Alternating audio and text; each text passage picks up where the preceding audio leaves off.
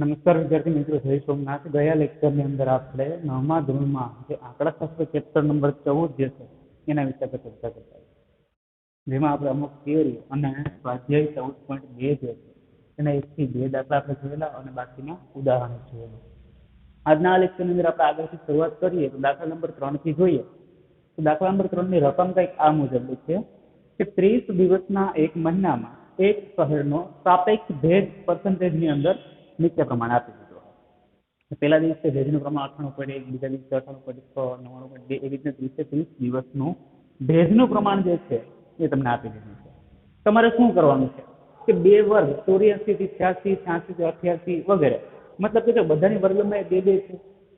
84 ની અંદર 2 નાખો તો 86, 86 ની 2 નાખો તો 88।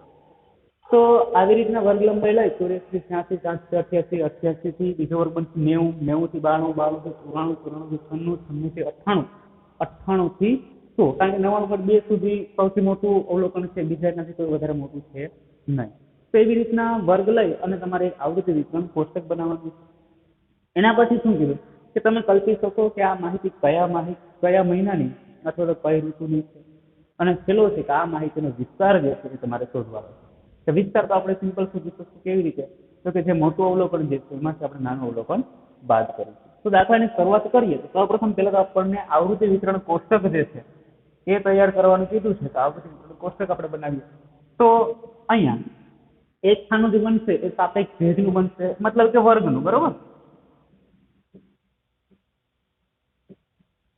સાપેક્ષ ભેજ જે પર્સન્ટેજ ની અંદર આપી દીધો છે, અથવા તો શું કહીશું આપણે એને? વર્ગ કહીશું। બીજું જે ખાનું જે છે એ આપણે બનાવશું આવૃત્તિ ચિહ્નનું બનાવશું, અને ત્રીજું જે છે એ આપણે ટોટલ આવૃત્તિ જે છે આવૃત્તિનું ખાનું બનાવશું। તો આ પ્રમાણે આપણે કોષ્ટક તૈયાર થશે। અને સૌપ્રથમ પહેલો આપણે વર્ગ કયોથી લેવાનું કીધું છે? 84 થી 86। તો જોઈએ આપણે કે 84 પહેલાનું કોઈ અવલોકન છે 81, 82 વાળો, તો આપણે એક વર્ગ આગળ પણ લેવો પડશે। તો એવું કોઈ અવલોકન અહીંયા છે નહીં, આપણે શરૂઆત અહીંથી કરવાની છે 84 થી 86, એટલે પેલું આપણું વર્ગનું ખાનું બનશે 84 થી 86। એના પછી 86 થી 88, બે ની વર્ગ લંબાઈ લીધી જવાની છે, 88 થી 90, 90 થી 92, 92 થી 94, 94 થી 96, 96 થી 98, અને 98 થી 100, અને છેલ્લું આપણું ખાનું બનશે એ કુલ બનશે। તો હવે આ જે ખાના જે બને છે એની અંદર હવે આપણે એની આવૃત્તિ ચિહ્ન જે છે એ આપણે રકમની અંદરથી જોઈ અને મુક્ત લઈશું, અને છેલ્લે આપણે એની આવૃત્તિ ગણી લઈશું।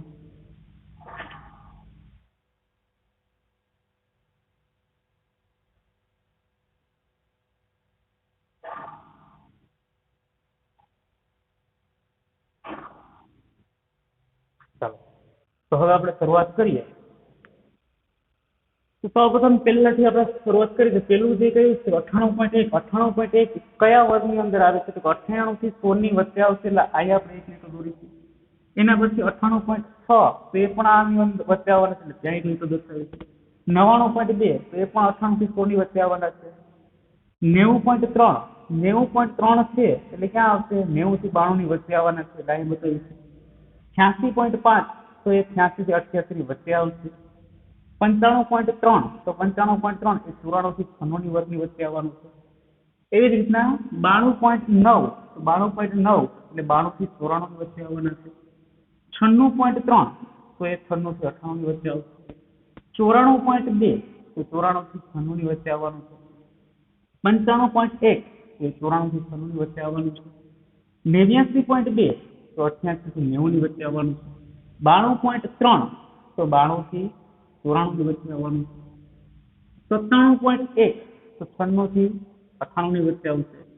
93.5, તો એ 92 થી 94 ની વચ્ચે આવવાનું છે।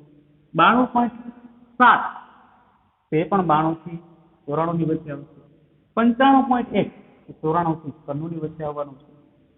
97.2, તો એ 96 થી 98 ની વચ્ચે આવશે। 93.3, તો 92 થી 94 ની વચ્ચે. તો 5મો લીટો થશે એટલે 5મો લીટો આપણે કેવું દર્શાવીશું? આડો. 95.2 તે 94 થી 96 ની વચ્ચે આવશે. 5મો લીટો આડો રહેશે. 97.3 96 થી 98 ની વચ્ચે આવશે. 96.2 તો એ ફરી 95 થી 98 ની વચ્ચે આવશે. 92.1 તો 92 થી 94 ની વચ્ચે આવશે. 84.9 તો 84 થી 86 ની વચ્ચે આવવાનું. 90.2 તો 90.2 એટલે 90 થી 92 ની વચ્ચે આવશે. 95.7 તો 94 થી 96 ની વચ્ચે આવશે. 98.3 તો 98 થી 100 ની વચ્ચે આવવાનું છે. 97.3 તો 96 થી 98 ની વચ્ચે આવશે. 96.1 તો 96 થી 98 ની વચ્ચે આવવાનું છે. 96.1 છે એટલે 92.1 તો 92 થી 94 ની વચ્ચે આવવાનું. અને 89 તો 88 થી 90 ની વચ્ચે. હવે બધાને આપણે આવૃત્તિ ગણી લેવાની. તો પહેલામાં કેટલી આવૃત્તિ મળે છે? માત્ર 1. બીજામાં પણ એવી રીતના 1. ત્રીજામાં 2. ચોથામાં પણ 2 મળે છે. અહીંયા 5 ને 2 કેટલી થશે? 7 આવૃત્તિ. અહીંયા 5 ને 1 કેટલી થશે? 6. અહીંયા 5 ને 2 કેટલી થશે? 7 આવૃત્તિ. અહીંયા કેટલી થશે? તો કે 4 આવૃત્તિ. હવે એક વખત બધાને કુલ ટોટલ કરી લઈએ. જો અહીંયા કેટલા દિવસનો હતો? 30 દિવસનો હતો. એટલે આનો ટોટલ જે છે આપણે 30 મળવો જોઈએ. શરૂઆત કરીએ. 1 + 1 એટલે 2. 2 ને 2 4. 4 ને 2 6. 6 ને 7 13. 13 ને 6 19. 19 ને 7 26. અને 26 ને 4 કેટલા થઈ ગયા? 30. મતલબ કે અહીંયા કુલ મળે છે 30. તો આ આપણો પહેલો જવાબ જે છે તેનો આવૃત્તિ વિતરણ કોષ્ટક જે છે એ તૈયાર કરવાનો છે. તો આ આપણો થયો પહેલાનો જવાબ. બરોબર છે. એના પછી નેક્સ્ટ કીધું છે તમે કલ્પી શકો કે આ માહિતી કયા મહિનાની અથવા તો કઈ ઋતુની છે. તો બધીની અંદર ભેજનું પ્રમાણ જો લગભગ તમને 90 અપ જ મળે છે. બરોબર છે. જો અહીંયા 92 થી 94 અપ છે. પહેલામાં ખાલી માત્ર 92 થી નીચે મળે છે. તેવા 6 દિવસ જ મળે છે. બાકી 24 દિવસ છે એવા મળે છે કે જ્યાં કેટલું છે કે 92 કરતા પણ વધારે ભેજનું પ્રમાણ છે. અને આપણે જાણીએ છીએ કે કઈ ઋતુની અંદર સૌથી વધારે ભેજ હોય? તો કે ચોમાસાની ઋતુ છે તેની અંદર સૌથી વધારે ભેજ હશે. માટે બીજાનો જવાબ જે છે કે તમે કલ્પી શકો કે આ માહિતી કયા મહિનાની અથવા તો કઈ ઋતુની છે. તો કઈ ઋતુની છે આ માહિતી? તો કે ચોમાસુ. બરોબર છે. એ આપણો બીજાનો જવાબ છે. ત્રીજો, આ માહિતીનો વિસ્તાર શું થશે? તો આપણે ત્રીજો દાખલો જે છે એ ગણવો પડશે કે આ માહિતીનો વિસ્તાર શું મળશે. તો વિસ્તાર માટે આપણે જાણીએ છીએ કયું સૂત્ર? તો મહત્તમ અવલોકન. એમાંથી આપણે શું બાદ કરશું? ન્યૂનતમ અવલોકન. તો અહીંયા પહેલા આપણે શું મેળવવું પડશે? તો કે એનું એક મહત્તમ અવલોકન મેળવવું પડશે અને એક એનું ન્યૂનતમ અવલોકન મેળવવું પડશે. તો મહત્તમ અવલોકન તમને આની અંદર કયું મળે છે? તો જોઈ લો કે મહત્તમ અવલોકન એક 99.2 જે છે એક મહત્તમ અવલોકન છે. એના કરતા કોઈ પણ અવલોકન મોટું છે નહીં. તો અહીંયા આપણે મહત્તમ અવલોકન મળે છે 99.2 અને ન્યૂનતમ અવલોકન એટલે સૌથી નાનું અવલોકન જે છે એ કયું મળે છે? તો આપણે જાણી શકીએ 84 થી 86 ની વચ્ચેનું જે અવલોકન જે છે એ હશે. તો કયું થશે? ન્યૂનતમ અવલોકન જરા તો જોઈ લેવાનું. એક 84.9 છે. 84.9 કરતા બીજું એક અવલોકન આની અંદર તમને નાનું જોવા મળતું નથી. બરોબર છે. ન્યૂનતમ અવલોકન થશે 84.9. તો મહત્તમ અવલોકન એટલે 99.2. એમાંથી 84.9 બાદ કરશો એટલે આનો જવાબ મળશે 14.3. તો આ શું થયો? માહિતીનો વિસ્તાર. શું કર્યું આપણે? સૌપ્રથમ પેલા દાખલાની અંદર તમને જે રકમ કીધી છે એ રકમ પ્રમાણે પેલા આપણે આવૃત્તિ વિતરણ કોષ્ટક બનાવ્યું. આવૃત્તિ વિતરણ કોષ્ટકની અંદર પેલા વર્ગ, આ બધી જે છે જો આ વર્ગની અંદર આવેલી છે ને તો આ શું થશે? વર્ગીકૃત માહિતીનું અવલોકન કોષ્ટક થશે. જો વર્ગ ન હોય ખાલી 84, 86, 88, 89 એવી રીતના હોય તો એ વર્ગ અવર્ગીકૃત થશે. મતલબ એના વર્ગ પાડેલા નથી. તો એવું અવર્ગીકૃત માહિતીનું કોષ્ટક બનશે. જે આપણે અત્યાર સુધી પેલા દાખલાની અંદર જોયું તે બધું અવર્ગીકૃત માહિતીના કોષ્ટક હતા. આ જે છે તે કેવું છે? તો વર્ગીકૃત માહિતીનું કોષ્ટક જે છે તેમાં એક ખાનું વર્ગનું આવશે, બીજું ખાનું આવૃત્તિ ચિહ્નનું આવશે, ત્રીજું ખાનું આવૃત્તિ. જે પ્રમાણે અવલોકન આપેલા છે એ પ્રમાણે આપણે એની અંદર આવૃત્તિ ચિહ્ન દર્શાવતા ગયા. છેલ્લે આવૃત્તિ ચિહ્નની ગણતરી કરી ત્યારે ટોટલ કેટલા થવા જોઈએ? 30 થવા જોઈએ. પછી આપણને કીધું છે કે કઈ ઋતુનું છે? સૌથી વધારે ભેજનું પ્રમાણ 24 દિવસ સુધી તો 92 કરતા પણ વધારે ભેજ છે. તો એનો મતલબ કે આ ચોમાસાની ઋતુનું હોઈ શકે. અને માહિતીનો વિસ્તાર તમે મેળવવાનો છે. તો માહિતીનો વિસ્તાર કેવી રીતે મળશે? તો કે મહત્તમ અવલોકનમાંથી ન્યૂનતમ અવલોકન બાદ કરો. મહત્તમ અવલોકન તમને મળે છે 99.2 અને ન્યૂનતમ અવલોકન મળે છે તમને 84.9. તો 92.2 જે છે એમાંથી 84.9 બાદ કરશો એટલે 14.3 જે છે એ તમને આ માહિતીનો વિસ્તાર મળે. હવે જોઈએ આના પછીનો નેક્સ્ટ દાખલો.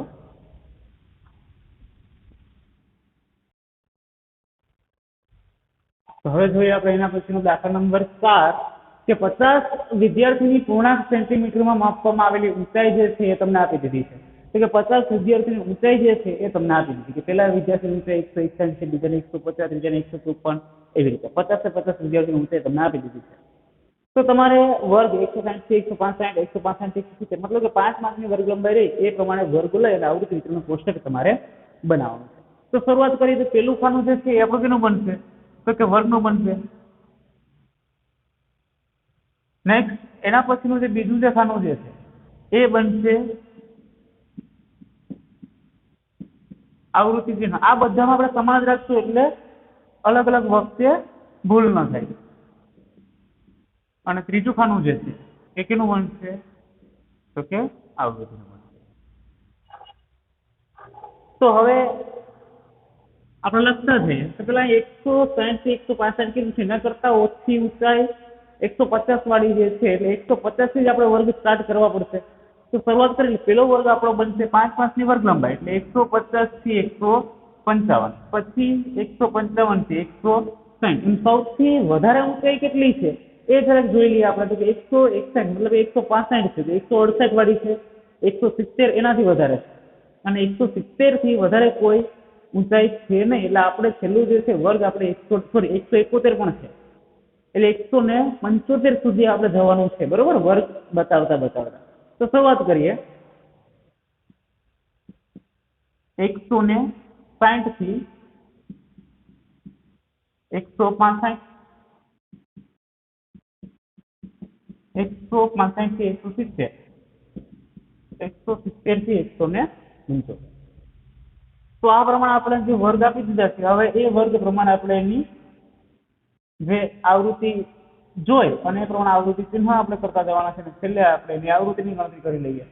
તો જોઈએ શરૂઆત કરીએ કે પેલી છે 161, 161 એટલે 160 થી 165 ની વચ્ચે આવશે. 150 તો એ આપણે ઉપરનામાં લઈએ છીએ એટલે 150 આવતા હોય તો આમાં લઈ લેવાના, 155 આવતા હોય તો આમાં, 160 આવતા હોય તો આમાં લઈ લેવાના, બરોબર છે. તો જોઈએ હવે આપણે તો નેક્સ્ટ 150 છે એટલે પેલામાં આવશે 154 એટલે 150 થી 155 ની વચ્ચેની છે. 165 તો 160 થી 165 માં તો આપણે આની અંદર દર્શાવીશું કારણ કે 165 થી સ્ટાર્ટ થાય છે એટલે 168 તો 165 થી 170 ની અંદર આવશે. 161 તો 160 થી 165 ની વચ્ચે આવશે. 154 તો અહીંયા આવશે. 162 જે છે 160 થી 165 ની વચ્ચે આવી જશે. 150 જે છે એટલે ફરી પાછા પેલા વર્ગમાં આવશે 150 થી 155 માં. 151 જે છે 150 થી 155 માં પણ 5 લીટો એટલે આપણે આડો બતાવીશું. એના પછી 162 તો 160 થી 165 ની અંદર આવશે. 164 એ તો ફરી પાછું એની અંદર જ આવશે તો 5 લીટો આડો. 171 એટલે 170 થી 175 ની વચ્ચે આવશે. 165 એટલે 165 થી 170 ની અંદર આવશે. 158 એટલે 155 થી 160 ની વચ્ચે આવશે. 154 એટલે 150 થી 155 ની વચ્ચે. 156 155 થી 160 ની વચ્ચે આવશે. 172 એટલે છેલ્લા વર્ગમાં 170 થી 175 માં આવશે. 160 થી 165 ની અંદર આવશે. 170 થી 175 ની વચ્ચે આવશે. 153 150 થી 155 ની વચ્ચે આવશે. 159 એટલે 55 થી 60 ની વચ્ચે આવશે. 61 160 થી 165 ની વચ્ચે આવશે. 170 એટલે 170 થી 175 ની વચ્ચે આવશે. 162 એટલે 160 થી 165 ની વચ્ચે આવશે. એવી જ રીતના 165 તો 165 થી 170 ની વચ્ચે આવશે. 166 તો 165 થી 170 ની અંદરમાં આડી લીટી. 168 તો 165 થી 170 ની અંદર આવવાનું છે. 165 તો 165 થી 170 માં આવશે. 164 તો 160 થી 165 ની અંદર આવશે. એવી જ રીતના 154 તો 150 થી 155 ની અંદર આવવાના છે. 152 તો એમાં ફરી પાછું એ જ વર્કનું છે. 153 ફરી પાછું એ 5 મિનિટ આડો આવશે. 156 તો 155 થી 160 ની વચ્ચે આવવાના છે. 158 ફરી પાછું એ વર્ગની અંદર આડો લીધો આવશે. 162 તો 160 થી 165 ની અંદર પણ પાંચમો લીટો એટલે આડો આવશે. 160 તો 160 થી 165 ની અંદર આવશે. 161 તો 160 થી 165 ની પરિભાષા આવરી લીધો. 173 તો 170 થી 175 માં પાંચમો લીટો આડો આવશે. 166 165 થી 170 ની વચ્ચે આવવાની છે. 161 એટલે 160 થી 155 ની વચ્ચે આવશે. 159 એટલે 155 થી 160 ની વચ્ચે આવવાનું છે. 162 તો 160 થી 165 સુધીની આવવાનું છે. 167 તો 165 થી 170 સુધીનું. 168 તો 165 થી 170 એટલે પાંચમો લીટો આડો આવશે. છેલ્લા પાંચ વિદ્યાર્થી બાકી રહ્યા હોય તેમાં 159 તો 155 થી 160 ની વચ્ચે આવશે. 158 એમાં પરિપાછ એની છે. 153 પેલા વર્ગની અંદર. 154 એ પણ પેલા વર્ગની અંદર. અને 159 એ પરિપાછું 155 થી 160 ની વચ્ચે. તો બધા જ આવૃત્તિ આપણે જે છે એ દર્શાવી દીધી. તો હવે આપણે જે છેલ્લું ખાનું જે બનાવવાનું છે એ કોણ માટે બનાવશું આપણે? તો કે બધાની આપણે કુલ આવૃત્તિ ગણી લઈએ. તો કુલ આવૃત્તિ ગણીએ તો અહીંયા કેટલી થશે? 5 ને 5 10, 10 ને 2 12. એટલે પહેલાની આવૃત્તિ મળે છે 12, બીજાની 5 અને 4 એટલે કેટલી થશે અહીંયા? 9. ત્રીજાની 5 ને 5 10 ને 4 14 એટલે અહીંયા મળે છે 14. 5 ને 5 અહીંયા મળે છે 10 અને અહીંયા મળે છે 5 આવૃત્તિ. સરવાળો કરી લઈએ હવે. તો 9, 10 ને 11, 11 ને 4 15, 15 ને 5 20, 20 નું 0 વધી પડી 2, 2 ને 1 3, 3 ને 1 4 ને 1 5 એટલે અહીં થઈ જશે 50. બરોબર? જે તમારા કુલ વિદ્યાર્થીઓ કેટલા હતા? 50 વિદ્યાર્થીઓ છે. 50 આવૃત્તિ અહીંયા કમ્પ્લીટ થશે. તો આ જે છે એ આપણું આવૃત્તિ વિતરણ કોષ્ટક જે છે એ તૈયાર છે. હવે એના પછી શું કીધું? ઉપરના કોષ્ટક પરથી ઊંચાઈ વિશે તમે શું તારવી શકો? તો હવે અહીંયા ઊંચાઈ વિશે આપણે શું તારવી શકીએ? તો એના વિશે આપણે એક જ બે મુદ્દા લખી દેવાના છે. સાવ ઈઝી છે, કઈ જ વસ્તુ છે નહીં. ઊંચાઈ વિશે આપણે એવું તારવી શકીએ કે 5 વિદ્યાર્થીઓ એવા છે કે જેમની ઊંચાઈ 170 થી 175 ની વચ્ચે છે. તો પેલો મુદ્દો આપણે એવો છે કે અહીં માત્ર 5 અથવા તો ખાલી એવું લખ્યું કે અહીં 5 વિદ્યાર્થીની ઊંચાઈ કેટલી છે? 170 સેન્ટીમીટર કરતા વધારે છે. નેક્સ્ટ મુદ્દો બીજો આપણે લખી શકીએ જ્યારે બાકીના કેટલા 45 વિદ્યાર્થીઓ છે. જ્યારે 45 વિદ્યાર્થીઓની ઊંચાઈ કેટલી? તો કે 170 સેન્ટીમીટર કરતા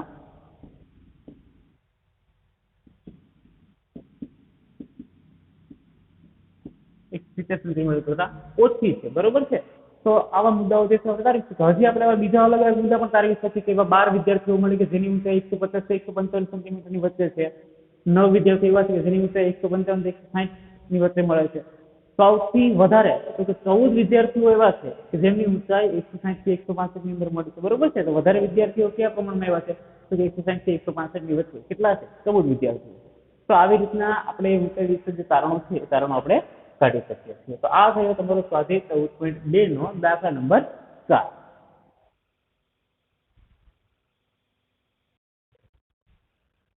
તો વિદ્યાર્થી મિત્રો, જેમ આપણે 1 થી 4 દાખલા જે ગણ્યા છે એ જ પ્રમાણેનો દાખલા નંબર 5 જે છે એની અંદર તમને શું કીધું છે કે વાતાવરણ અંદર સલ્ફર ડાયોક્સાઇડનું પ્રમાણ જે છે એ તમને આપી દીધું છે. બરોબર?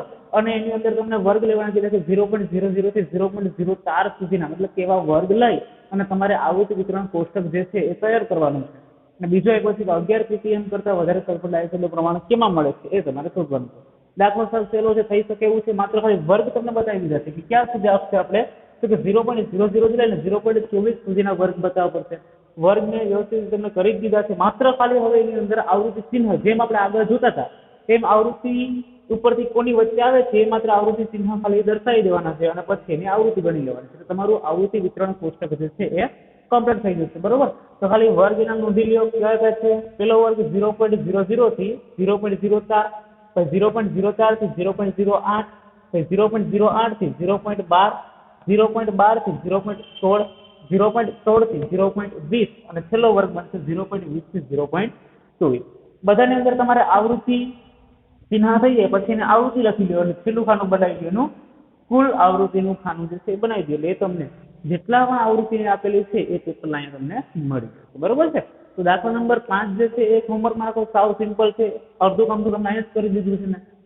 નેક્સ્ટ જે બીજું આપણે ઉદાહરણ નંબર 3 જે છે એ અત્યાર સુધી આપણે જે દાખલા ગણ્યા છે એ જ પ્રમાણેનો વર્ગ લઈ અને તમારે એ દાખલા ગણવાના છે. તો એના વર્ગની અંદર તમને બનાવશો તો સિમ્પલ રીતે 20 થી આઈ થિંક 29, 30 થી 39, 40 થી 49, 50 થી 59 આવી રીતના વર્ગ લેશો અને એની અંદર જેમ આપણે આવૃત્તિ ચિહ્ન દર્શાવી છે એ જ રીતના આવૃત્તિ ચિહ્ન દર્શાવી અને પછીની આવૃત્તિ નોંધી લેશો. બસ આટલું જ કામ ખાલી માત્ર ઉદાહરણ નંબર 2 ની અંદર કરવાનું છે. તો આ બે દાખલા તમને હોમવર્કની અંદર આપું છું. એક દાખલા નંબર 5 સ્વાધ્યાય 12.14.2 નો અને એક ઉદાહરણ નંબર 3. હવે જોઈએ એના પછીનો નેક્સ્ટ.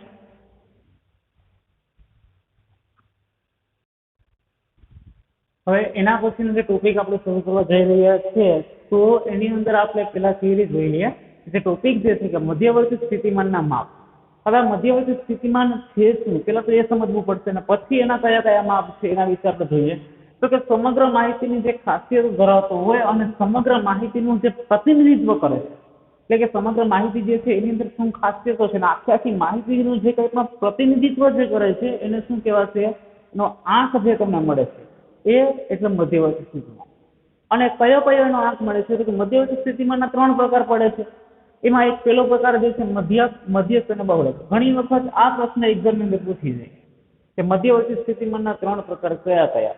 તો કયું આવશે? મધ્યક, મધ્યસ્થ અને બહુલક. ઓપ્શનમાં પણ કદાચ પૂછાય કે નીચે આપેલ પૈકી મધ્યવર્તી સ્થિતિમાનનું કયું માપ નથી? ના ઓપ્શન પૂછે એ મધ્યક, ઓપ્શન બી મધ્યસ્થ, ઓપ્શન સી બહુલક, ઓપ્શન ડી વિસ્તાર. તો વિસ્તાર આની અંદર ક્યાંય છે નહીં. તો આપેલા 3 જે છે એ શું થશે? મધ્યવર્તી સ્થિતિમાનના માપ છે. એ જરાક ખાસ કરી રાખજો. હવે મધ્યવર્તી સ્થિતિમાનના જે 3 પ્રકાર જે પડે છે એમાં 3 પ્રકાર જે છે એને આપણે સ્ટેપ બાય સ્ટેપ સમજીએ. એમાં પહેલો પ્રકાર જે છે એ કયો છે? મધ્યક. તો મધ્યક એટલે શું? તો કે પહેલા આપણે ડેફિનેશન વાઇઝ સમજીએ વ્યાખ્યા આધારિત કે જેટલા પણ અવલોકનો છે ને એ બધા જ અવલોકનોનો સરવાળો કરી લેવાનો અને પછી કુલ કેટલા અવલોકનો છે એ અવલોકનોને ગણી લેવાના. મતલબ કે અવલોકનોનો પહેલા સરવાળો કરશો, પછી તમે કેટલા અવલોકનોનો સરવાળો કર્યો છે એ અવલોકનો બધા ગણી લેવાના. એટલે અવલોકનોનો સરવાળો અને એના છેદમાં તમને અવલોકનોની કુલ સંખ્યા ખાલી મૂકી અને બેને ભાંગી નાખવાના. તમને જે જવાબ મળે છે એ એટલે કયું? તો કે મધ્યક અથવા તો શું કહેવાશે? સરેરાશ કહેવાય. બરોબર છે? વ્યાખ્યા આધારિત જોઈ લઈએ કે બધા જ અવલોકનોના સરવાળાને અવલોકનોની કુલ સંખ્યા વડે ભાંગતા મધ્યક અથવા તો શું કહેવાય? સરેરાશ. મધ્યકનું બીજું નામ શું છે? સરેરાશ. એ પણ કદાચ એક્ઝામ પૂછે કે નીચે પૈકી મધ્યકને બીજા કયા નામે ઓળખવામાં આવે? તો કયા નામ વડે ઓળખવામાં આવે છે? સરેરાશ વડે ઓળખવામાં આવે. મધ્યકને દર્શાવવા માટેનો એક સિમ્બોલ છે કયો? તો કે x12. આ જે x અને એની ઉપર લીટો જે છે તેને શું વચાય? x12 તરીકે વચાય. બરોબર છે? x12 વડે મધ્યકને દર્શાવવામાં આવે છે. અને સિમ્પલ કોઈ મધ્યક હોય અને એનું તમારે સાદું આપવું છે એનું સૂત્ર કયું છે? તો કે એનું એક સૂત્ર મળે છે x12 બરાબર સિગ્મા xi. એના છેદમાં આ જે નિશાની જે છે એ નિશાની કોની છે? તો સિગ્માની છે. અને સિગ્માનો મતલબ શું થશે? તો કે બધાનો સરવાળો બતાવે. જેટલા પણ અવલોકનો છે એ બધા જ અવલોકનો. એક i ની જગ્યાએ કયું? તો કે i બરાબર પેલું અવલોકન, બીજું અવલોકન, ત્રીજું અવલોકન, એમ બધા અવલોકનો. બરોબર? કે પેલું, બીજું, ત્રીજું બધા અવલોકનોને શું કરી દેવાનું? સરવાળો શું કરી દેવાનું? છેદમાં ટોટલ સંખ્યા કેટલી છે એના વડે ભાંગી નાખવાનું. આ બધા જ વિશે માહિતી આપણે જેમ જેમ આપણે દાખલા ગણતો જઈશું એમ તમને વધારે ખ્યાલ આવતી જશે. એના પછી જો કોઈ પણ અવલોકનો જે છે એ મોટા હોય, મતલબ કે 200, 300, 150 આવા અવલોકન હોય ને એનો સરવાળો કરવાનો થાય તો ત્યારે તમારે એક રીત ઉપયોગમાં આવે છે, એક ધારેલા મધ્યકની રીતે તમે એનો ઉપયોગ કરી.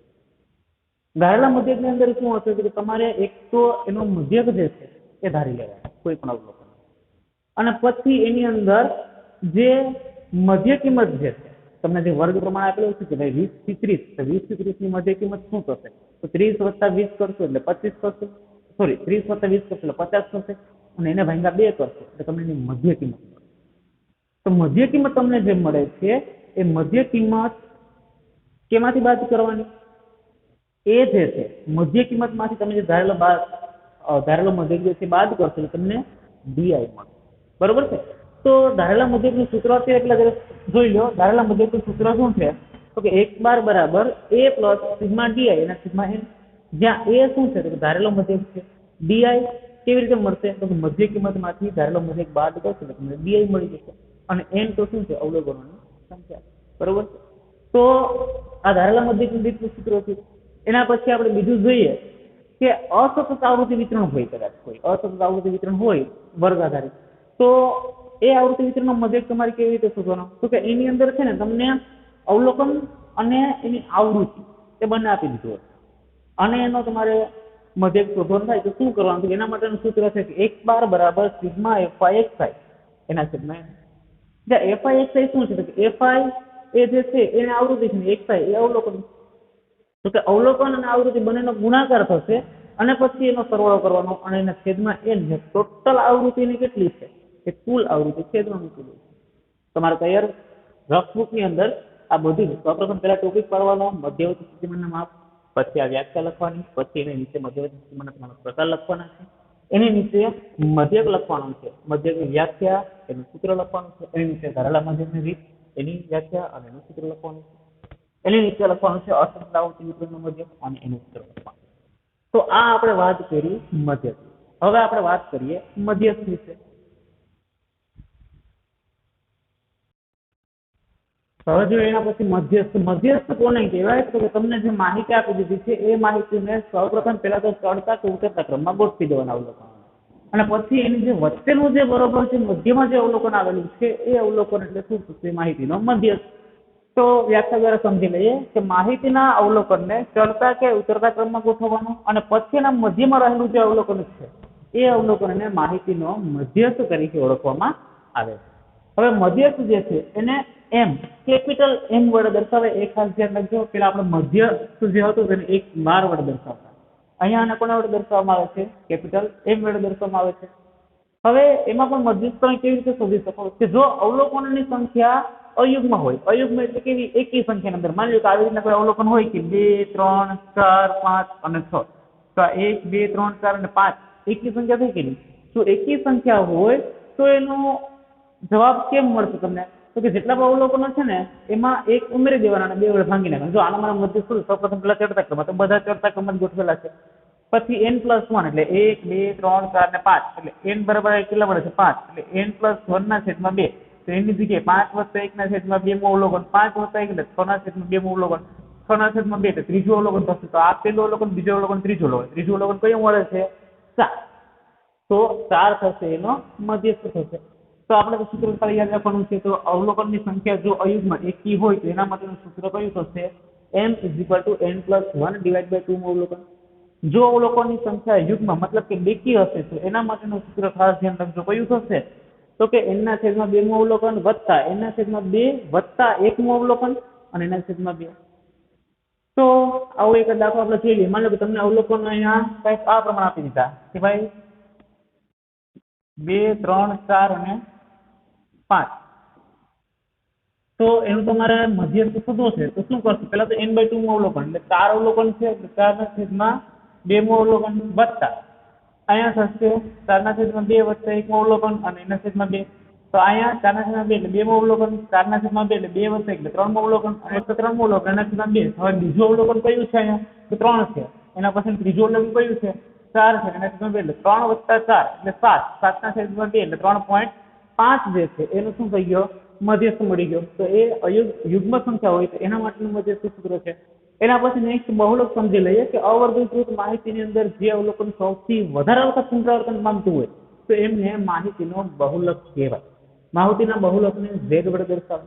જો કોઈ પણ અવલોકન પુનરાવર્તન પામતું જ ન હોય તો આપણે એવું કહી શકાય કે જેની અંદર બહુલક છે નહીં. કોઈની અંદર એક અવલોકન સૌથી વધારે વખત પુનરાવર્તન પામતું હોય તો એવી માહિતીને બહુલકીય માહિતી કહેવાય. જો કોઈ પણ 2 અવલોકન છે કે જે સરખી વખત પુનરાવર્તન પામતા હોય તો તેને દ્વિબહુલકીય માહિતી કહેવાય. અને જો 2 કરતા પણ વધારે કોઈ અવલોકનો જો એની અંદર સૌથી વધારે વખત પુનરાવર્તન પામતા હોય તો એમને બહુબહુલકીય માહિતી તરીકે ઓળખવામાં આવે છે. જરા ડેફિનેશન વાઇઝ જોઈ લઈએ કે અવર્ગીકૃત માહિતીમાં સૌથી વધુ પુનરાવર્તન પામતા અવલોકનને માહિતીનો બહુલક કહે છે. એને કેના વડે દર્શાવાય? તો z વડે દર્શાવાય. માત્ર એક જ બહુલક ધરાવતી હોય માહિતી તો એને બહુલકીય માહિતી કહેવાય. જો 2 બહુલક ધરાવતી હોય તો એને દ્વિબહુલકીય અને જો 2 થી વધારે બહુલક ધરાવતી હોય તો બહુબહુલકીય માહિતી તરીકે ઓળખવામાં આવે છે. તમારે લખવાનું કેવી રીતે છે? મધ્યક તમારું પૂરું થાય એટલે શેડિંગ મારવાનું છે મધ્યક, મધ્યકની વ્યાખ્યા કેના વડે દર્શાવાય અને એના બંને સૂત્ર. એ જ રીતના એના પછી નીચે બહુલક, બહુલકની વ્યાખ્યા કેના વડે દર્શાવાય અને આ 3 બાબતો જે છે એ તમારે નોંધવાની રહેશે. હવે જ્યારે મળીશું ત્યારે આના પછીનું નેક્સ્ટ સ્વાધ્યાયથી શરૂઆત કરીશું.